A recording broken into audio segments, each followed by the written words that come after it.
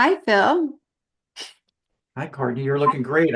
I think you have a new hairstyle. It looks really great. Oh, thank you. Every day it looks, I didn't do anything different. It just looks different every single day. But I did wash it before I came on the call. So that's always a good thing. So thank you. But it does look different, right? It does look a Yes, little it does. fuller, looks a Yep. little healthier, and I've done nothing. Mhm. Who knows? Who Mhm. knows? But happy new moon. It's a new moon and Yes. a new moon today. Well, yesterday, Yes. but I can Hmm. feel the energy shift and it feels bright, feels brighter. Hmm. And of course, it's spring, so you can hear the birds singing and, you know, things are coming alive. It's nice. Yeah, so that's an interesting question because where I live, we have birds all year round. And what a gift that is actually.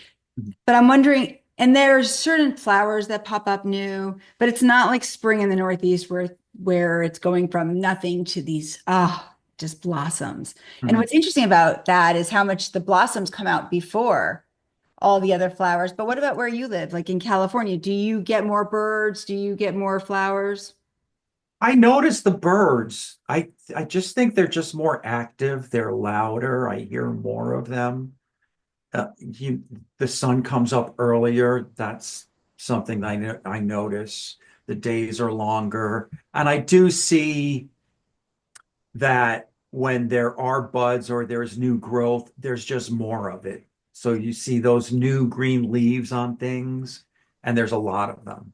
So yeah, we're blessed here too with the weather. It's, always so nice. And I also see uh, the mommy birds protecting their nests.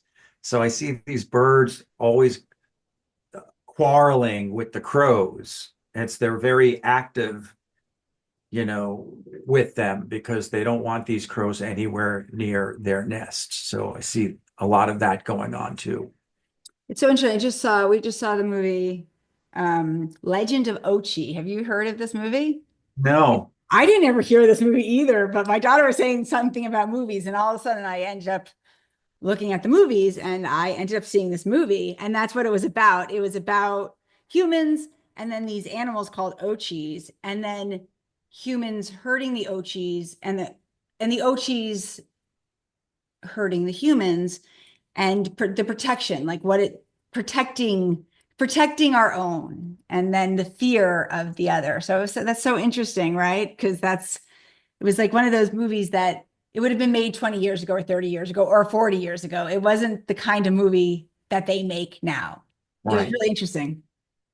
Never heard of it. I I'll I know. It was very interest. It made you know how Mhm. you used to go see a movie.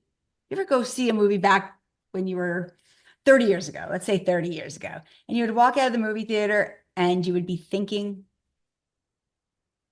Yes. Oh yeah. that's the kind of movie it is, because you're like, not much was said, it was slow, and but it got you thinking. And I thought, wow, maybe there's too much information in movies now. They want to fill in all the space for you.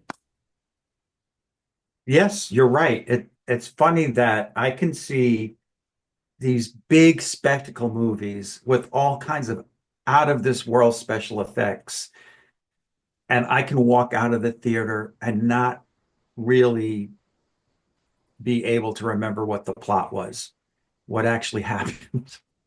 Wait, that's true. Yeah, and this movie that was not like that. I couldn't stop thinking about it. I woke up in the morning, I thought about it, and I just keep on thinking about it. And it reminded me of when I was younger and I would go see a movie and just the Mhm. specialness of going to see a movie. Yes, it was a big deal when I remember. I can remember. I can remember. I think the first movie I saw in a movie theater was Mary Poppins in 1964. I can Wow. remember. I can remember the experience of being in the movie theater. The special sound of the theater, the sound coming out of those big speakers. It was different than anything I'd heard before. And of course, the screen was big. And of course, it was a Disney movie, so there were all kinds of colorful things going on and really fun music. Yeah, It really especially had an there impression was a on me. lot of special effects even back then, right? It was Yes, but amazing. the special effects in Mary Poppins were hand built effects, and that's why I think I to this day still love that movie because they were doing things without the digital tools that we have today. So all the things that you saw were hand built somehow, the sets and there was Human. It interactions was very with human. yes, yes. And yeah, again, that's why I like it so much because you could see how these things were built by hand and put together and constructed with things like wood and steel. And that's not so today. It's all digital. Yeah. And green screens, right? And Hmm. yeah, there's a miss. It's interesting. I keep on thinking about what we're missing. Not that I can't appreciate what's new, but sometimes we should keep the old. We should appreciate what the art of things, the art of how it's done. Hmm. But And I don't want to stay back in the past or anything, but I do right. think that when something's great, maybe you don't mess with it. Yeah. Well, at least we have the ability to look at these things again, so it- we have an archive of these things, which I think is great. So, Do I wonder if like if you go to film school, how you learn? Because I'm guessing you learn all of the you're not just learning to do it through computerization, right? You would be learning to do it other ways as well. Wouldn't you be studying the whole aspect of it, or would you not be? I don't think students would be learning the camera tricks that a lot of filmmakers use, things that happened in the camera, like doing things like going in slow motion and in reverse motion and all those things that happen in the camera or, in a camera lab, let's say, because all of those things can be done so easily now digitally. Yeah, but does something get missed? So for Yeah. instance, I have my iPhone and I'm not a great I'm a really good photographer with my regular camera. Like I could see it, I could take a very good picture. My children think quite the opposite with my camera. They think I am horrible, that I'm not holding it right, I'm not doing it right. It's hard for me to kind of see it through that lens. And so I think maybe when we are doing something afterwards or fixing something afterwards, there's a piece that might be missing. Hmm. Yes, I think you're right. No, this reminded me of a very like a movie back in the day, back in I'm going to say I'm trying to think like in the 90s. Slow. I appreciated the storyline. It made you think. They weren't giving you what to think, right? They were not putting, and I keep on thinking that with everything I do. Maybe I want too much information to go into it, and I'm not giving the people room Hmm. to, to figure it out themselves. Yeah, it's again, I don't even know if today's audiences could to adjust to anything other than what they're used to now, which would be, lots of digital effects. Yeah. Well, I mean, this movie had digital effects in it, I think, and the background was definitely digitally affected. It was just that the storyline reminded me of an older movie. So Oh, it did wow. have, yeah, I guess it did have the special effects and it had the coloring and it was an animal. Like, so it was Mhm. like an animal that was really cute. It almost like looked like a gremlin. Very interesting movie, but the storyline was simple. It could have been like, like the Mhm. Goonies back in the day, Oh, yeah. but not as like with a group, but it's like about a girl and her Uh-huh. father. And I don't know, I just really liked it. Anyway, it just makes me think how the space between, kind of. Hmm. Are we missing something with the space between? But I think that's what is so interesting about the new moon, right? Because it's all about simplicity and about the simple things. Yeah. I didn't even think about that, but it is about what we appreciate and the simple things in life. Hmm. And that we always get a chance to renew, that there's always a new day. And it's amazing that there's there's so much that is possible in a day. You can go from the depths of despair to the highest experience of joy, you know, and you're not sure where the day will take you. But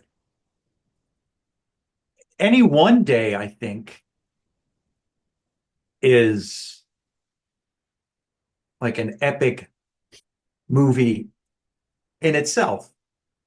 I mean, if you really look at it, Yeah. Wait, did you ever see do you know Parenthood? yeah, mhm. Okay, this is like my favorite quote. Did I tell you this quote? It's like one of those quotes I always use, but um it's the Graham that he's all in a bad mood. He is just so talking about like the day from good to bad to good to bad. And he's just so angry, right? Steve Martin. And the grandmother goes, I've always really liked the roller coaster. It goes up and down and up and down. The merry-go-round is kind of boring. And he's just getting angrier and angrier and Sure. angrier. And it was like the most, it's like life is going to just give you stuff and it's going to go up and down and up and down. And we never know what the day is going to bring. Hmm. But it is really good to know that, if you're really going through it about something, that in the back of your mind, you know that there's a brand new day starting tomorrow, that you can start to make changes outwardly and inwardly, Well, you could start right now, right? I or mean, start right now. that is the most amazing thing. You can go outside and put your Hmm. feet on the ground, or if it's rainy, you can go out in the rain.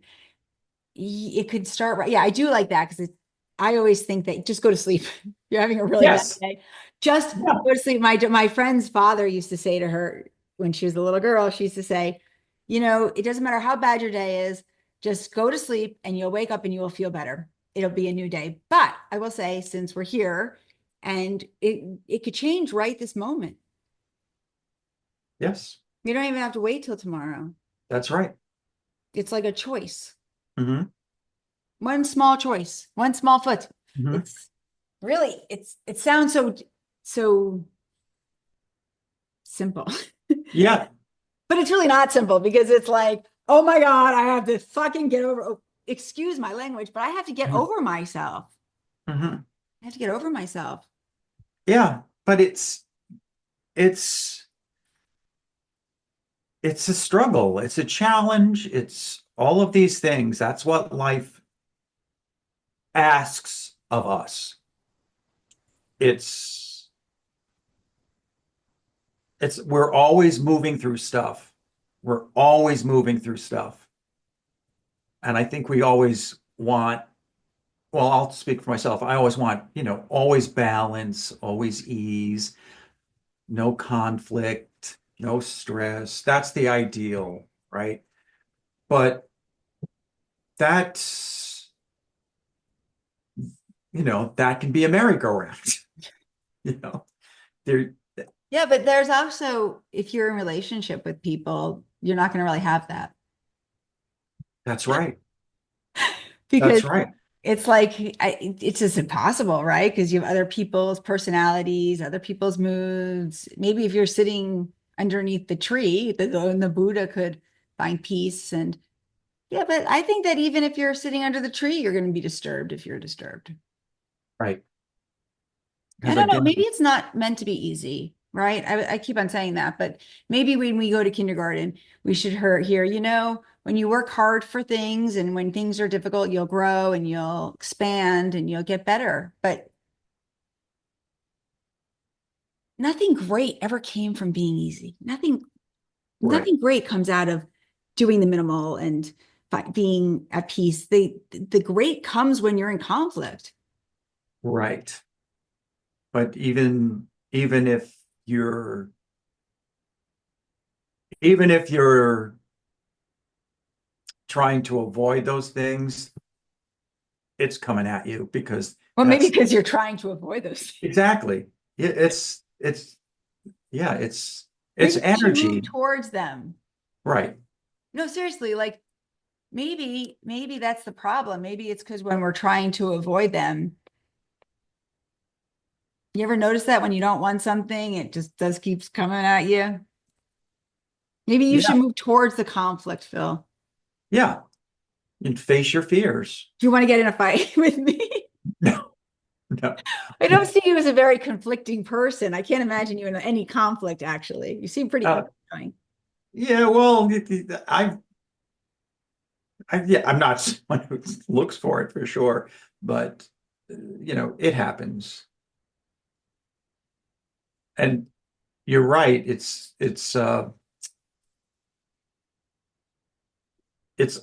it always comes down to facing your fears and going through it. And then when you do go through it, it's really not half as bad as your mind makes it. And again, that's my experience. I can let my mind take me places, and it's But I think that our biggest problem is the preempt to what's going to happen next, right? The worry and the fear, where we're in the moment, we're in the moment, right? There's nothing we can do. It's like the immediacy of it. But Mhm. I too like peace. But peace is an interest. I think peace is an interesting word because I do everything I can to be my highest self, but I'm very human, Mhm. right? So I have human interactions and yeah, and I have to get over myself over and over and over again. Yeah, it's I mean, if you wanted to cloister yourself away and find peace that way, that's totally fine, but that's not going to help you work on what you need to work through and what you need to process and what you need to confront and overcome. Well, it's so interesting because I that we're having this conversation because I have been thinking about triggers, right? We're in this class and someone's like, "Are you weren't there? Were you there? I don't know if you were in the group, but it was like, oh, don't put anything in your speech that would trigger somebody." And I thought, I can't get the word out of my head. And I thought, well, actually, we should want to be triggered. We should want to be bothered because that is how we grow. And I just thought it was a very interesting. And by the way, I agree that we shouldn't because that would probably not get us to the next place. But if you so it was not a bad it was not bad to say, but it's like what you said. If you're not uncomfortable, if you're not facing your fears, if you're kind of stagnant, you don't grow. If you're not triggered and bothered, then you're not seeing your own emotional stuff. And I will say to you, when you're sitting alone in meditation, you're as bothered as with people. So even if you were to go sit and hide out from people, trust me, that mind of ours is just gonna still drive you crazy. I have one of those minds. So I might as well have someone else bring it out in me. Yeah, yeah, But think about it, if we don't get triggered and we don't get bothered, we don't learn about ourselves. right. But those same interactions that we might anticipate as confrontational can sometimes be just the opposite. The interaction you're having could end up calming you down or giving you information or making you feel supported or in some way making you less stressed out or fearful, Well, right? did Because something happen with you, by the way? Is there a story that like you were worried about that somehow didn't play out the way it was supposed to. I think something about saying the truth is kind of what you're saying. And something about if you say the truth, it kind of does clear the air. Right. Well, I think one example could be, if you're talking to a therapist and you're talking about something and they can say something that can turn your whole perception around. You Yeah. know, Yeah, that's what I think I do. So I like when I work with people, I say I put new glasses on people. I give them a new perspective. Like yeah, they've seen it this way for so long, and then it's somebody outside themselves right, that sees it a little differently or could explain it a little differently, and that people, and then all of a sudden it's like, oh my God, I never saw it that way before, and it never looks the same. right, right. I think it's So, why we read books mhm. or But watch movies yep, or talk to people or have friends that actually want to get us out of our. I think that that's like a good friend will try to speak to you in that way to get, or a therapist will mhm, try to get you to see it in a different perspective. right. And that can be life-changing, because if you're not getting, if you're stuck in a feedback loop, then you're really not getting new information. And that can lead to a lot of unwanted feelings or emotions, regrets, thoughts that are just not serving you. They're just a lot of bad energy that you're stirring up within yourself. I think we are really our worst. In a way, I think we're our worst enemy. I keep on thinking about, I mean, this is this new moon, and it is all about what you value and your self-worth and your confidence. And part of your confidence comes with how you think about yourself and what you're putting in your brain and how you're approaching anything. And Right. are you coming from a place knowing who you are and your own goodness, Mhm. or are you not believing in yourself? Mhm. Yeah, and I think the group that we belong to is I think a perfect example of that. When you're presenting, you're sharing an idea or a thought or something you believe in, and you're not sure how it will be received. You're not sure if you're communicating what you want. And I think I've shared this with you before. When I am in that experience where I am sharing, I think one of my big anxieties are, am I being understood? Are people getting what I'm trying to say? And once I go through that process and address my fear of doing it and actually do it, then I receive the feedback that makes me think, oh, wow, if they're saying that, then I hit the mark, right? Because that really was what I'm trying to say. And I was worried that maybe people wouldn't, maybe people would think that wasn't funny, or maybe think people think that's really weird, or they just don't know what I'm talking about at all. And they're And very honest. I actually think the group is really one of the greatest groups that I have ever been in, mhm, just because they are very honest and they really wish you well. Like they yes. want you to, and I've never been in a group where people really want you to be better than you were yesterday. And everybody raises the bar. But I will say it's so interesting that you worry about that because to me, you're always understood.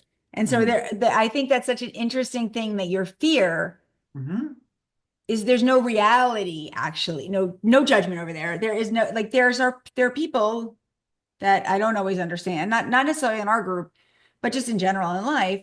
But that's never been my experience with you. I always think you are very clear on what you're saying. So are you worried about something that's not even true? this is exactly the point. So yes, this is it's a phobia It's something that's in my makeup. It's part of who I am, and it's kind of a recurring one. And that's why I think, when I go through this and I go through it again, the phobia diminishes. Because right now I'm talking to you and saying we that, I behaved a certain way when I go through this experience, but I know that that it's a fear, it's a phobia. But prior to this, when I was in it, I wasn't able to look at it in that way because it was too intense, it was too personal. So yes, You it's actually did it. You were brave. I mean, it goes back to being brave and right. that you took something that you were scared of and did it. And then after you did it, you could then give feedback. And I think this is the interesting part of anything. I think we all have phobias, we all have fears. And even if we get through them, that little voice will slip back in and say, yeah, I don't know. You ready to Mhm. go back? I don't know. Come on, don't do it again.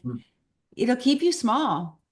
It Yep. has a really tricky way of messing with you. And I mean, right now, right? Because we're at that. It's interesting we're talking about this because it's all about breaking habits. We're in that nodal story of are you going to be the lower side of you and be your habits and be that critical self and be worried and fearful, or are you going to kind of let go and flow and show up and do the best you can?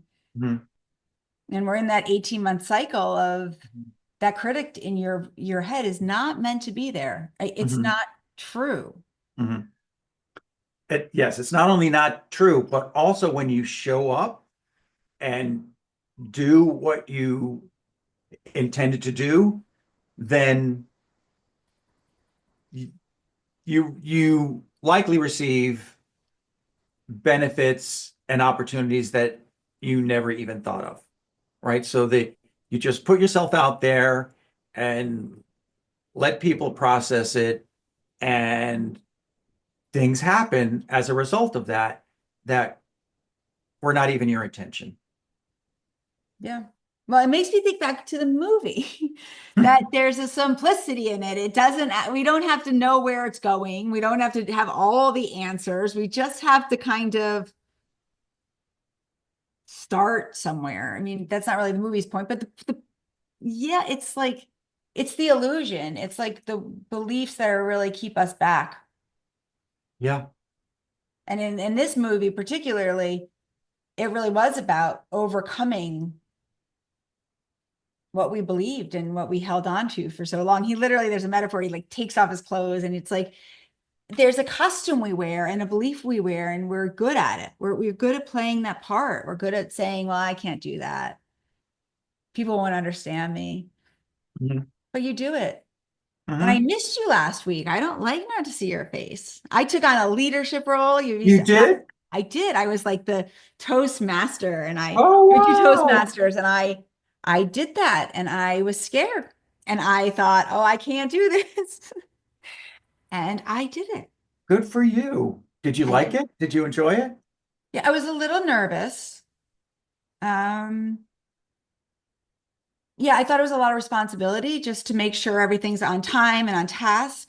I liked it better than being a timer. I don't like being a timer. And I did like it. I really like everybody, so I feel very blessed to be able to see everybody and to be a part of it. And if I could, Mhm.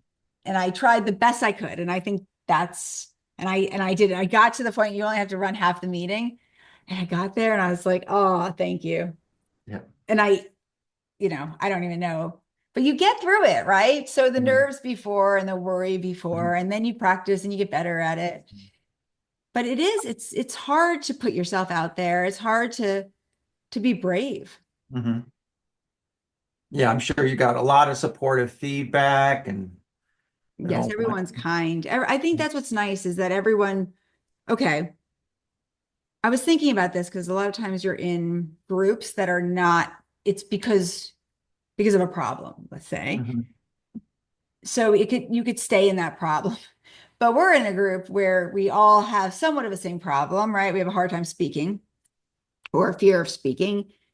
And it improves us. So we're getting better. So it's kind of like we're not stuck. So there's something nice, but it's interesting about support groups, I'll say, because support groups, you could end up saying stuck in your problem. Where here, you're always having to do the job to get over yourself. Mhm. Where I don't know if that's true with every other support group that you could be in. Right. Well, the club is designed to stretch yourself, I think, each time you speak. So you're always being pushed forward. So one way or the other, you're going to push through all these anxious thoughts you have about actually speaking in public. You're always going to be able to push through those fears if you're going to present. So that alone is, Yeah. Well, and I think what's interesting about this or with anything is you get what you put in. So if you're willing to put more effort in and you're willing to sign up for roles and you're willing to put your time in and work on your speeches and actually Mhm, give speeches, you will mhm, get better.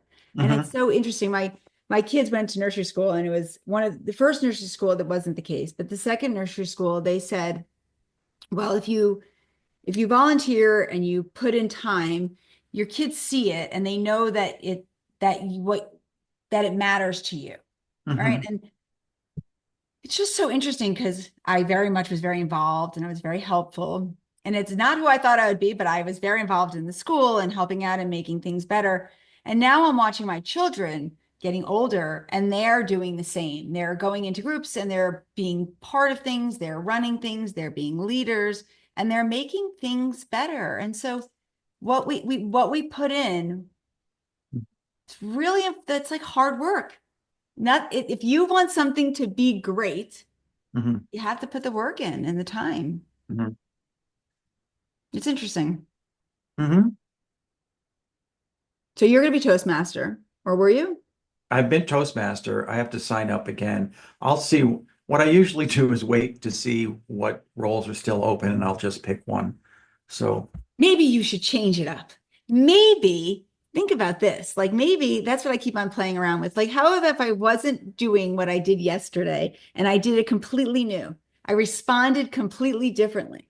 How about if I went a month ahead and picked something? I'm not, oh, right, you see right, what I'm saying? Because we have habits of being ourselves and we right, believe them. And right. so if we do it differently, it's like driving down a different street or using your left hand.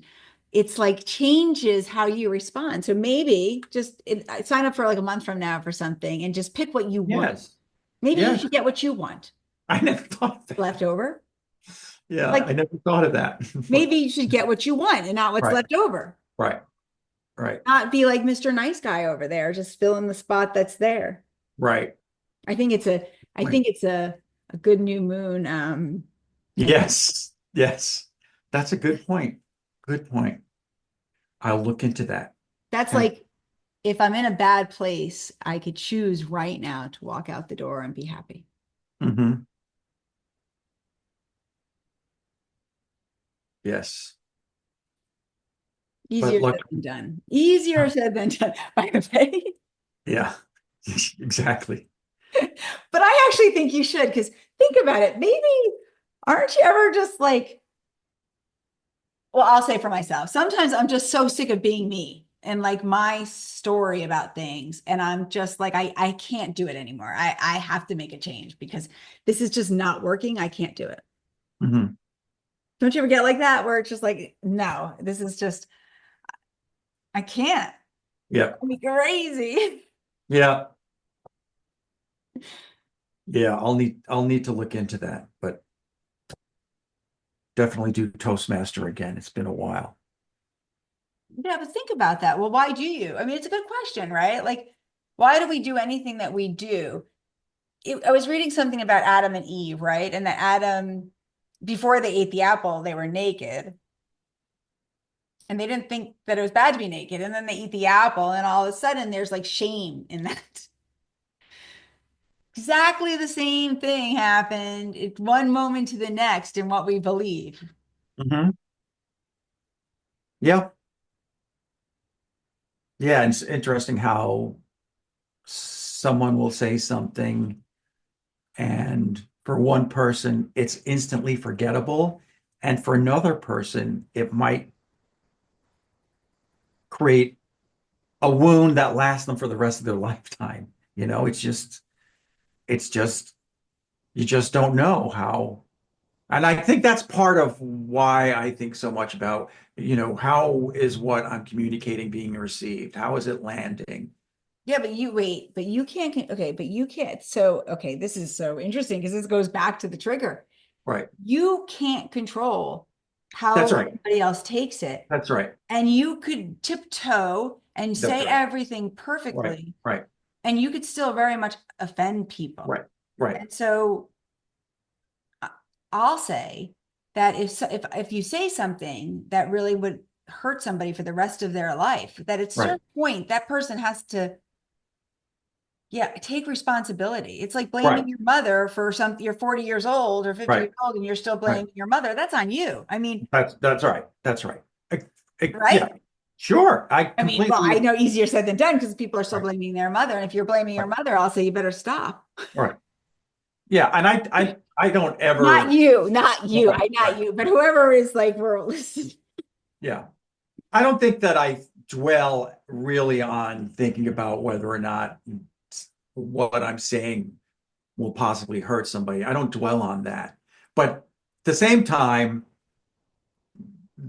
I have no idea how the other person is going to receive it. For me, anyone could say something completely innocently, but you just don't have any idea how the other person might process it. That's all. I just find it very interesting that But that I think that goes back to the choice of how they choose to that's see. right. That's it. It is. And you're right. Like I could say something that's completely memorable to one person and they could sit there and they could have that for years. Mhm. Or another person where I said exactly the same thing, but it's not their wound. But that's the thing. We're here, we're all wounded, right? We're Right. all came in this earth, we're all wounded. And if we don't face our wounds and see them, and we don't have other people bring them up, we are not going to heal. Right. So I actually hope that you do ignite something in somebody and it gets Mhm. them because that's where we grow. It's like when we're Mhm. so disturbed is when we have to get over ourselves. Yeah. Yeah. That's why I think, the club that we join or any kind of group or organization, be it a school or a church or a synagogue, a, a neighborhood council, whatever you call it, the bar, going to the bar, it's the same thing. You need to bounce off other people because you need that feedback to grow, to learn, to be surprised, to to to rethink your closely held beliefs. Well, did you ever hear of the book Getting the Love You Want? No. Okay, so it's like it's a book from the 70s. It's by Harville and it's Harville Hendrix. And you never heard of it? So David and I were married, and the first year was horrendous. It was just really bad. And David's mother gives him this book, and sat next to his bed. I don't think he ever picked the book up. But the fact that he had the book next to his bed was enough for me. I'm like, okay, I love him. We're gonna stay married. We're gonna figure this out. And our 20-year anniversary was a long time ago. It was like 7 years ago. But we went. Did you ever hear of the Omega Institute? The Omega Institute? No, it wasn't the Omega Institute. It was a place in upstate in Massachusetts where they have yoga stuff. I don't know. Oh, it's not Cripple. Kripalu. Is it Kripalu? Yeah, No. Kripalu. Apollo, yeah. Kripalu. So on the brochure on our anniversary, that guy was coming. And I said, oh, it's a sign. This is before I believed in signs. So I'm like, we're going to go. Well, I actually didn't think everyone in the room was either getting divorced or pretty miserable. But I didn't think we weren't really having a problem in our marriage at that point. Well, boy, that weekend, did we have a problem? every every small little thing came up, and it was so actually so healing, because what it taught me was is so brilliant.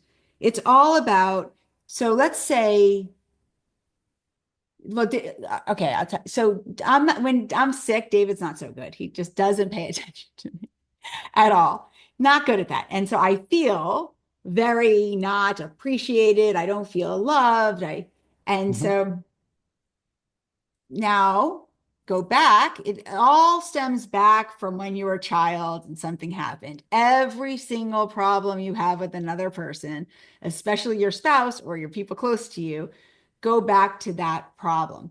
And it was amazing. I mean, we fought the whole weekend, and I don't know, it turned out to be one of the best things we ever did, because we never, and it's so funny, it's sitting right here, which is so interesting because I don't even think I put it there. We didn't even anyway, so it turned out to be such a gift, because all of our problems, we understood where the feelings were coming from. And it's harder when we're out in the world with it, but it's true. So they bring back memories. But in some ways, I realized, so then my mother said something yesterday, and she said, "Oh, I'm not coming over because, I feel sick." And I'm like, you told me something when I was a little girl.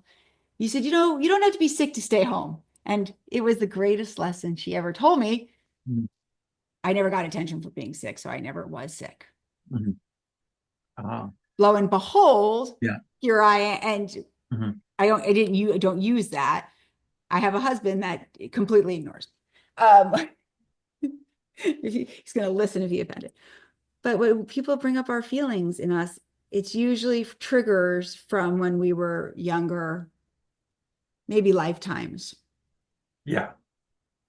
It's good that you can put those parts together, Courtney, because a lot of people are still triggered by these things, but they have no idea how to draw a straight line between them, between those childhood experiences and how they're behaving now. Think Oh, yeah. about all the heartbreak and, you know, situations and misunderstandings and hurt feelings, all as a result of people. I'm including myself here. I do the same thing, responding in a certain way, which makes the partner entirely baffled because they don't understand that it's completely logical for one person to behave the way they do because it's unconscious behavior. It's Yeah, we're not aware of it. We're playing into the, so I see it like a movie. We're playing into each other's scripts of our wounds. And so people will show up and they'll have it, and they'll keep on repeating itself like the habit until we're ready to see it and make it conscious. And then once we're conscious of it, it doesn't have to be true anymore either.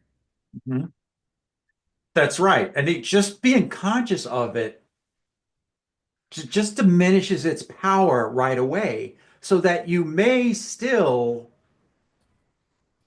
have the same triggers and maybe you might even respond the same way, but then you can stop yourself and say, hey, wait a second. I know what I'm doing here. As crazy as you might think, partner, when you do this, I do this. Yeah. That's just it. I'm just like a wind-up toy. Do this and I'll do this. And just getting to that point is kind of miraculous, right? Because you're not letting those controls affect your happiness anymore. Yeah. Well, and I think that's what I work on every day, is that I try so hard.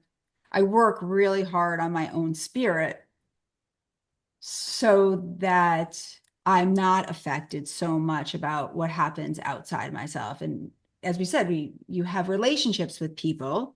Mhm. There's going to be conflicts. You can't control how they're going to respond. I Mhm. have a lot of people in my life, and how are you going to be okay no matter what? I mean, Mhm. maybe that's the goal, right? I mean, this is so interesting. If you think about that Taurus Scorpio energy, we're having this whole conversation. It is really about the other person, the darkness of the other person, the shame, the guilt, right? And our Mhm. own value and our own self-worth and balancing the two and think about like any relationship, deep relationships. There's money, sex, things that taxes. So taxes, I mean, that is that. So taxes, oh my God, every year tax season. I mean, I can't even tell you, with my family, it was not fun. Yeah. It's but but more power to you for knowing all of those things and moving through them. I can tell you at my age, I can look back and see patterns in my behavior where I was definitely a wind-up toy. And I still have that. I mean, I know We I still, all do. but my thing is, I have that cancer rising, so I have that shell. And if something happens, I go full crab, full crab. Yeah, okay. But this is so interesting because I was taught, okay, so I have a friend who has a Cancer moon. We were having this conversation today, and she does too. But you want to hear something? Years ago, she made a choice not to with me. Mhm. And I could cry thinking about it. And I did cry this morning. And I said, thank you. Because it's easier to go full crab. But I'll say to you, in the long run, it doesn't benefit you because the whole point of that cancer is to open your heart, right? To allow yourself to trust and to open your heart. And every time you want to close the shell, it's so limiting. So that is the gold that I have uncovered. What you said. Absolutely. But you know, it's Hard. taken a, quite a number of years to be able to reflect and say, wait a second, there's a there's a pattern here, and the one recurrent thing in this pattern is me, right? So other people come into this, engage with me, and it's the results are the same. And I can have as many excuses, really valid reasons to say why I did these things. But you're absolutely right, Courtney. I'm hurting myself in the long run from doing this. And that's that's really cuts deep for me to uh, be aware of that and uh, to then take responsibility for my role, because I'm not, I'm not like 007 where I just kind of can go in and like slip away, or just have a new escape route planned or several, you know.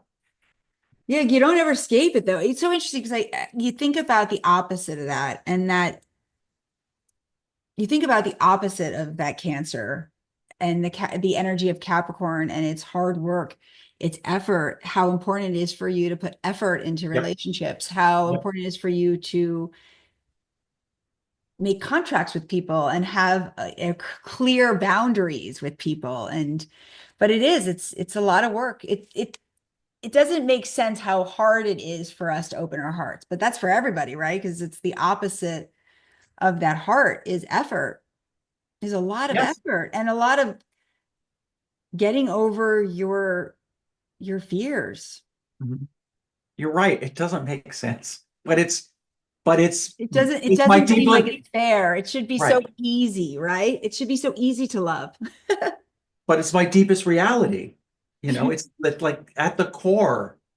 of who I am and everything that I'm about. Yeah, but I think what's interesting is that I think there's like, I believe in synchronicities, right? That's all connected. And I will say to you, the message is how supported she was. So she said, "Oh, someone was saying how lucky I was." And I said, "Well, you're not lucky. You had to make a lot of effort to be able to have this experience because it wasn't easy for you." And oh, I think Phil, I feel like when you take down that shell, it will be so, even if in the hard work of it, it'll be Uh-huh. so worth it. Yeah. Yeah. I think that's where life gets magical is when you take a different step than you've always taken. Hmm. Yeah. Yes. And and putting that goal in my mind is the key, right? Just to tell myself something like that is a win because without that change in perception, then I'm the same wind-up toy doing the same things over and over. And And I, very easy and my very easy to do. I remember that we're humans and right, it's nature and right, habit is mhm, it's a habit till it's not a habit anymore. mhm, right. So how are you with that now, by the way, with opening your heart? I have this awareness now. And that's the stage that I'm at.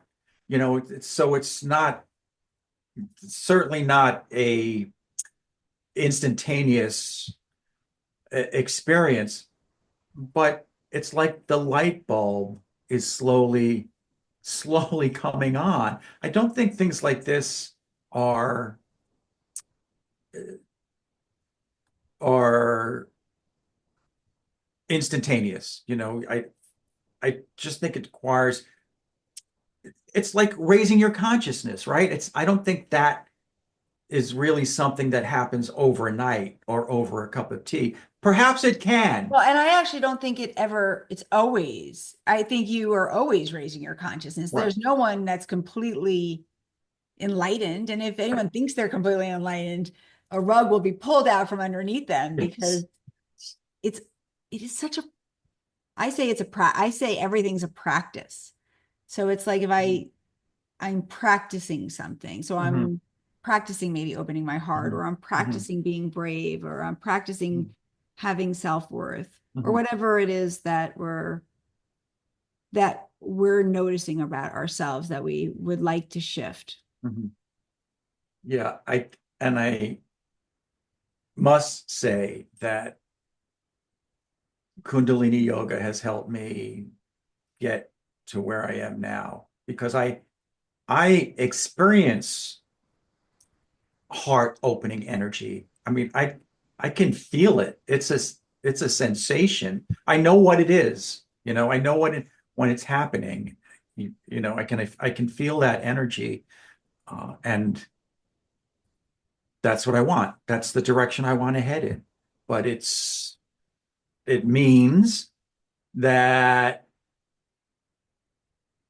I have to stop thinking of myself as a wind-up toy who's repeating the same actions over and over again. Maybe I need to just throw that metaphor away and just say I'm, a soul who's in a body experiencing life. And my goal is to live as fully and as richly as possible. I don't want to miss out on any rich experiences. And because I think I try to avoid painful experiences that are also rich in a deep and negative way, but they're rich, they're intense, they're full of stuff. In my attempt to avoid that type of richness, I'm also avoiding the really beautifully rich experiences. Yeah. Makes me think of the word human being, like the being, Mhm. being. Because the mind, right, is the doing and the I am the wind up toy, believes that. And then versus just allowing yourself to be, to Mhm. be, to be who you are. I mean, I love the saying, and it sounds so black and white, but it's not really. I All we are is who we think we are. Mhm. And so if I think I'm the wind up toy, I'm gonna just keep on being the wind up toy. I love what you said is maybe I don't need to think that way anymore. Maybe I could just let it go. Mhm. Yeah. Yeah, I think you can. All right. And, and you know, uh, just as I no longer think of myself as a wind-up toy, I no longer think of others as a wind-up toy. That they have capacities to do whatever they want, and that every day is an opportunity for them to become more aware, to become more conscious, to become more loving, right? So they're not stuck on the same track or the same merry-go-round, right? Just like I'm not. Well, I also think you would attract different people, Hmm. right? Don't you think that we attract kind of what we need to attract? And now that you are just a being here, maybe the response, maybe you don't attract other wind-up toys. I keep on seeing, I so don't know you don't fight, but do you know those like little guys that like were motions and they would like go like do you know like back in the 80s they were like these little Was guys. it was it the Rock'em Sock'em Robots? Yes. Yes. Maybe you should just buy one and be like, that was me before. And then like and then anytime you go and like act like that, you just wind it up and be like, okay, that's your job. I'm here. It's you.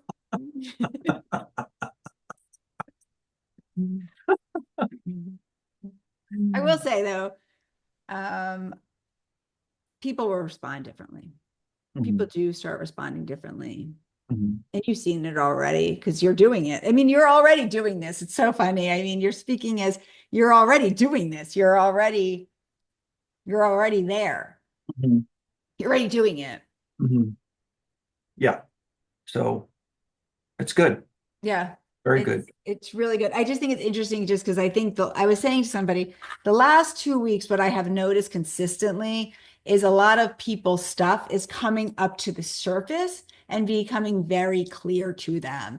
And so it feels as if we haven't grown as much as we wanted to grow or something because but I think they were just coming up for one last time just to get us to, it was like a cliff season, like it was coming to light. Everything was being moved around and shifted, big extremes. It felt very extreme. So I think everyone's just felt very overwhelmed with a lot of their noticing their stuff. Mhm. And if think about it, you would need to.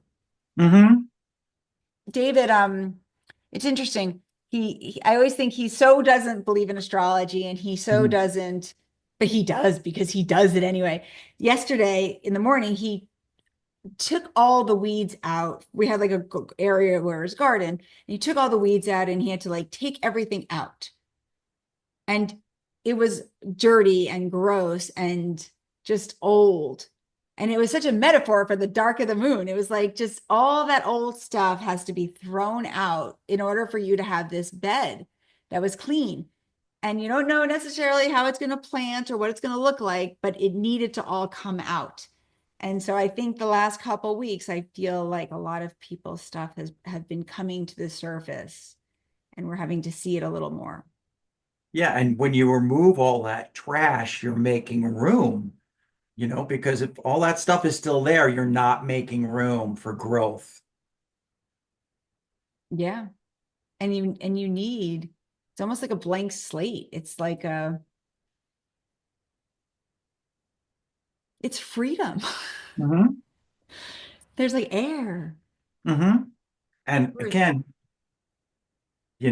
every new day is that opportunity, no matter, or every moment is that opportunity, right? You can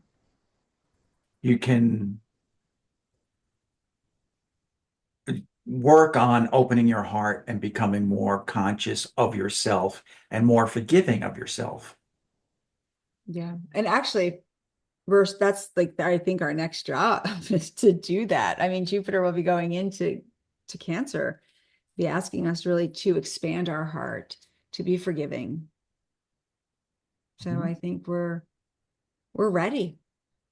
Mhm. And you're ready for sure. And I'll say to Mhm. you, I think that you are very much an open-hearted person, and Mhm. there's so much love and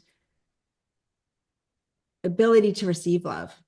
Mhm. So I thank you so much for I guess taking your shell down here and letting us see Yes. you and Well, being vulnerable and sharing even about that. It is yeah. opening your heart because it's so loving because maybe somebody out there feels the same way and they don't Mhm. even know how to use words to explain it. Right. Well, and thank you, Courtney, for like making this happen because I feel so safe and so comfortable and relaxed that I didn't hesitate to share what I shared with you. And I'm glad that I did. And I'm very much appreciate you. I appreciate you too. I wish you the best week and I wish you just all good things. And I wish Yes. everybody all good things because it's what a day it is. What a great day it is to be alive. Yes. So I will see you next week and I look forward to it. Thanks, Courtney.